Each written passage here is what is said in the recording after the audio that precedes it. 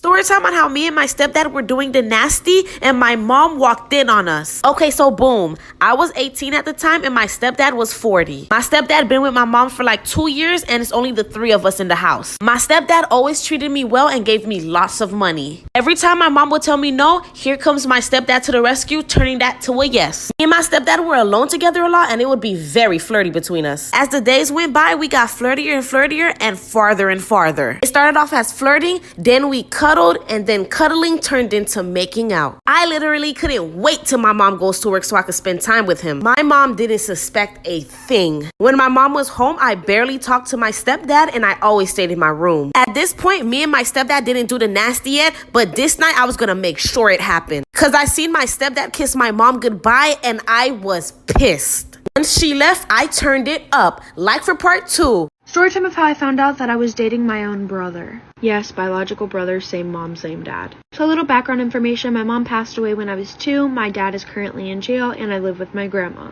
So at the time, I was 14, about to be 15, he was 17, about to be 18. So how this all started is one day I was at the baseball game with my friends, and he happened to be there. I was fangirling over this boy. Like, I saw him, and I was like, I'm going to marry him one day. I was feeling a little bold, so I went over and got his snap. And then I figured out that he had the same last name as me, and I was like, dude, that is dope. My exact words were, now I don't have to change my last name when we get married. So we hung out the rest of the baseball game, and I was starting to fall in love with this kid. Like, his smile, his laugh, I talked about him to my friends the rest of the night, and me and him started snapping for a while. So we started to hang out a lot. We may have hooked up a couple times, but I had to keep this all secret from my grandma because she forbid I dated somebody. So fast forward a couple weeks, we start dating. Months and months and months go by. Our 9 months come, and I finally tell my grandma. And this is where it gets bad. I'm running out of time, like for part 2. This boy lied about his age just to date me. Story time.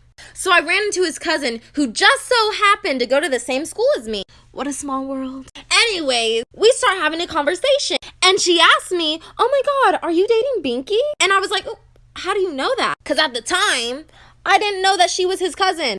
And he didn't go to the same school as me. So I didn't know how she would have known that. And then she tells me, oh, that's my cousin. As we're talking, she says, oh, are you going to go to his birthday party? And I'm like, no, he actually didn't tell me he was having a birthday party. Weird. And she's like, yeah, that's really weird because it's like coming up next week. And I'm just sitting here like, well, maybe he'll tell me. He probably just had a lot on his mind. And then she says, I can't believe he's going to be 16 already. Time flies. We're going to throw him a sweet 16 party.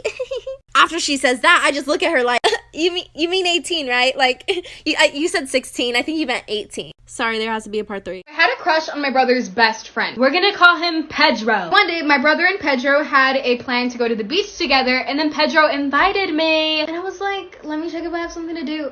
I don't. I'm going. I'm gonna go, Pedro. Don't worry. So the night before, I was like, I need to look scandalous. Like, so scandalous. So I remember I wore this 2-piece bathing suit. So long story short, the day came and we went to the beach. So we get to the water and immediately I go in. I wanted to show him, like, I'm a bra girl. Oh, this is the best part. So I'm coming out of the water and I'm trying to look like a baddie. Like, I'm trying to walk out all cute, like the hair is wet and everything. And I noticed Pedro was looking at my legs. So I was like, maybe he's trying to shoot his shot. So I went to go tell him something. And I was like, why do you keep looking at me? And he was like, look at your legs. I look at my legs. There's a whole ass piece of poop from the beach water. So when I was a sophomore in high school, I had this teacher who would only let the students in her class use the restroom one time per semester. Well, one day I raised my hand and I was like, excuse me, I don't remember her name. Can I please use the restroom? And she was like, no, you can't because you've already used the restroom in my class this semester. Well, excuse me, you can't dictate my bladder. So I'm like all frustrated and I started secretly texting my mom because I wasn't allowed to use my phone in class. And I was like, Mom, I'm sitting in class right now. My teacher won't let me use the restroom. And she was like, I'll take care of it for you. And I was like, okay. So like 5 minutes goes by and all of a sudden my teacher's phone starts ringing and she walks up to it and answers it and she's like, hello? Yeah. Okay, thank you. And then she walks up to me like so angry and she like slams the pass on my desk and she was like, since you have to go that bad. And I was like, yeah, I really do. Thanks. And I got up and left. I didn't even have to go to the bathroom. It was just the principle of it. I just roamed the halls.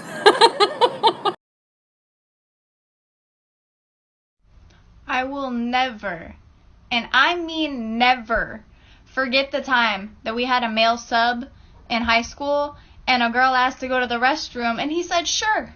So she grabbed something, and he heard a wrapper, and he was like, oh, if you're gonna eat candy, you can do it in here, but you have to share with everyone in the class. And she was like, what?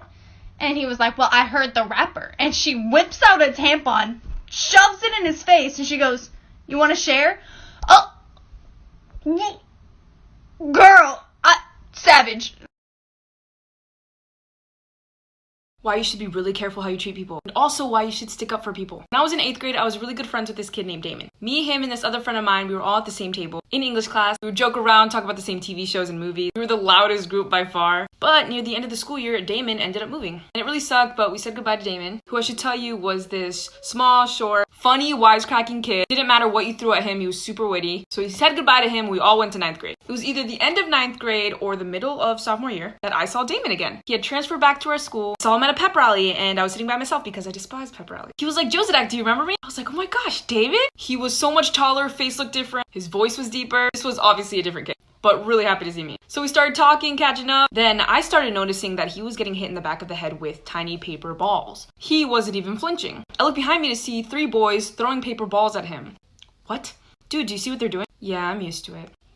What? This was not the same witty boy that I knew. Oh my god, I'm running out of time. Watch part 2 to see my Story time about how I got catfished and almost kidnapped. So because I just turned 18, I thought about signing up for a few dating apps. So I did. I matched with this really cute guy named Chris. And we chatted on the app for like 3 weeks back and forth. I would ask him to FaceTime, but he would always make up some lame excuse. P.S. ladies, there's a video dating app coming out soon, so no more lame excuses for sus boys. Anyways, so finally after asking him a bunch of times to hang out, we finally made plans to meet up for dinner. He gave me the address to the place and it was like 20 minutes from where I lived. And he told me that he was going to be wearing a baseball cap, and I told him that I was going to be wearing a white shirt and green jeans. So I took an Uber and got there at like 6 o'clock, but when I got in there, I didn't see anybody with a baseball cap on. While I'm looking around, all of a sudden somebody taps me on the shoulder. So I turn around and it's this older guy wearing a baseball cap, and he goes, oh, hi, I'm Chris. So I'm definitely feeling super sus at this point, but I'm too fucking nice to be like, ooh, get the fuck away from me. So I figured I might as well get a free meal out of this. So we sat down to eat like for part 2. Story time! So yesterday my friends and I all went to the fair and there were 6 of us in total. And none of us wanted to have to worry about driving there and parking, so we just Ubered instead. So we left the fair around 11:15 and we walked to a nearby shopping center where the Uber picked us up about 10 minutes late. We ended up leaving at 11:30. We get in the Uber, the man says hello, and we head home the normal way. Everything's fine. And my parents don't like when I Uber, so they were tracking me on Life 360 from the moment I got in the car. After about 10 minutes in, I get a text from my mom, and it said, "Where are you?" I look up from my phone and I realize I have no idea where we are, and Ubers know their directions, they know how to take you home. We were 20 minutes out of the way. So I'm terrified. My mom's texting me nonstop, literally about to call the police. I'm gonna run out of time, but posting part 2 today.